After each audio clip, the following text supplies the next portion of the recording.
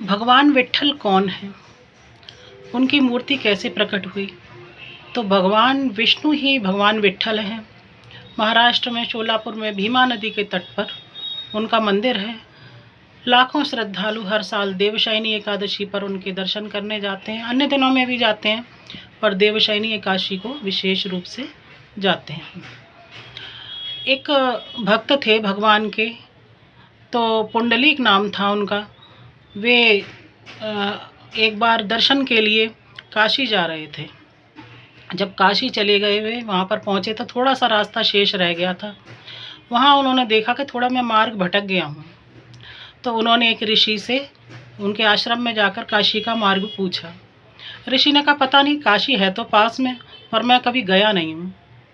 तो इन्होंने पुंडलीक ने उनका ऋषि का बहुत उपहास किया और कहा कि आप कैसे ऋषि हैं जो काशी नहीं गया? जिसने काशी का दर्शन नहीं किया तो उसने क्या किया? ये सुनकर ऋषि बोले, जो भी हो, मैं नहीं गया हूँ। तो ये सुनकर ये पुंडलीक जो थे वहाँ से चले आए। जब वहाँ से आ गए तो उन्होंने कुछ आवाज़ें सुनी, तो पीछे मुड़कर देखा कि ऋषि के आश्रम में कुछ महिलाओं की आवाज़ आ रही थी। इन्होंने कहा, अभी तो आश्रम खाली पड़ा था, ऐसा क्या है, ला उन महिलाओं से ही पूछता हूँ। तो वो वापस गए तो उन्होंने देखा कि वहाँ गंगा, यमुना, सरस्वती आदि नदियाँ हैं, जो देवियाँ हैं, वो आश्रम की सफाई कर रही थीं। तो उन्होंने कहा कि ये ऋषि कभी यहाँ पर इन्होंने कुछ नहीं किया, इन कुक्कुट ऋषि ने इन्होंने कभी काशी के दर्शन तक नहीं करे और आप इनकी सेवा कर रहे हैं। तो उन देवियों ने कहा, देखो, मन के अंदर भी तो गंगा होती है, मन के अंदर भी तो जमुना होती है। तो मन शुद्ध है तो सब कुछ शुद्ध है।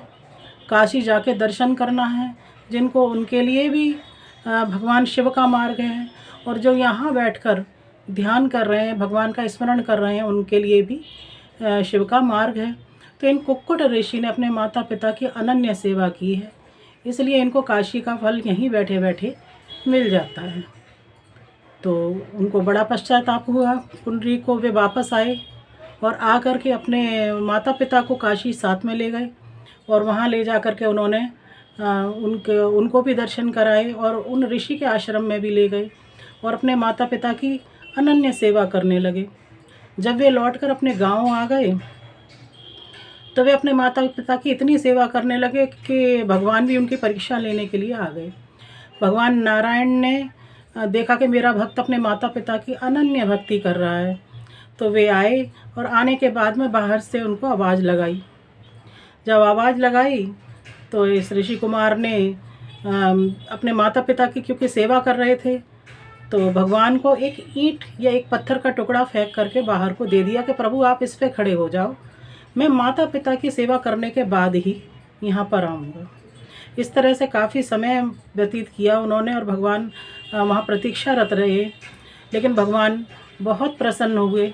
जब उन्होंने अपने माता पिता की सेवा कर ली तो भगवान के पास आकर माफ़ी मांगी और कहा, प्रभु मैं अपने माता पिता की सेवा कर रहा था, इसलिए थोड़ी देर हुई तो मुझे क्षमा कीजिए। भगवान ने कहा कि इससे श्रेष्ठ भक्ति कोई नहीं है कि जो अपनी माता पिता की इतनी सेवा कर रहा है। तुम चाहते तो मुझसे वरदान स्वरूप कुछ भी मांग सकते थे जल्दी आकर, लेकिन तुमने ये स्वार्थ नहीं देखा, अपने माता पिता की सेवा की, तो इस धरती के सारे पुण्य फल तुम्हें मिलते हैं। और बोलो कि तुम्हें क्या चाहिए। उन्होंने कहा कि प्रभु, उनको नाम दिया भगवान नारायण को विठोबा। विठोबा यानी यहाँ बैठे रहे, यहाँ ईंट पर खड़े रहे। भगवान थक गए थे, उन्होंने अपनी कमर पर हाथ रख दिए। तो उन्होंने कहा कि जैसे ही प्रभु, मुझे ऐसा वरदान चाहिए कि जिस रूप में आप अभी हैं, कमर में हाथ रख करके खड़े हुए हैं, इसी रूप में आप यहाँ प्रकट हो जाइए। तो मानी जाती है कि विट्ठल की मूर्ति जो पंढरपुर में जो भगवान विट्ठल की मूर्ति है, जो विठोबा की मूर्ति है, वो स्वयंभू मूर्ति है, वो किसी के द्वारा बनाई गई नहीं है। वो भक्त के आह्वान पर भगवान स्वयं प्रकट हुए थे।